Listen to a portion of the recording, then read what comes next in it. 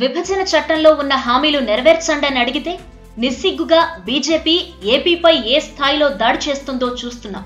తామెక్కడా ఏపీకి లోటు చేయలేదని, ఏపీ మాత్రం చేసిన పనులకు యూసీలు ఇవ్వలేదంటూ బీజేపీ నేతలు తెగ ప్రచారం చేశారు.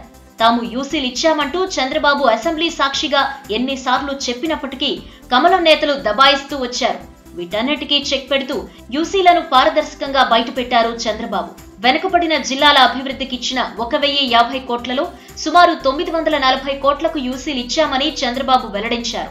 గుంటూరు, విజయవాడకిచ్చిన నిధుల్లో 350 కోట్లకు యూసీలు ఇచ్చామని, అలాగే రాజధాని అమరావతి నిర్మాణం కోసం ఇచ్చిన 1000 కోట్లకు కూడా యూసీలు ఇచ్చామని చంద్రబాబు స్పష్టం చేశారు.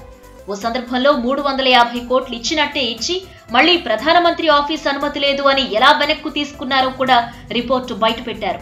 నీతి ఆయోగ్ కి సమర్పించిన యూసీ వివరాలు, యూసీ మాకు అందాయని నీతి ఆయోగ్ చెప్పిన వివరాలు కూడా వెలుగులోకి తెచ్చారు. వెనుకబడిన ప్రాంతాల కోసం ఖర్చు చేసిన 946 కోట్లు, అమరావతి వద్ద ఖర్చు చేసిన 1582.64 కోట్లకిచ్చిన యూసీ వివరాలు ఉన్నాయి. అసలు ఇన్నాళ్లు యూసీలు ఇవ్వకుంటే ఈ కాస్త నిధులైనా వచ్చేవా? ఇన్నాళ్లు ఏపీ ప్రజలను చులకన చేస్తున్న కేంద్రం, సొంత రాష్ట్రానికి అన్యాయం జరుగుతున్నా తమ పార్టీ అధిష్టానానికే భజన చేస్తున్న ఏపీ బీజేపీ నేతలు ఇప్పుడేం మాట్లాడతారు?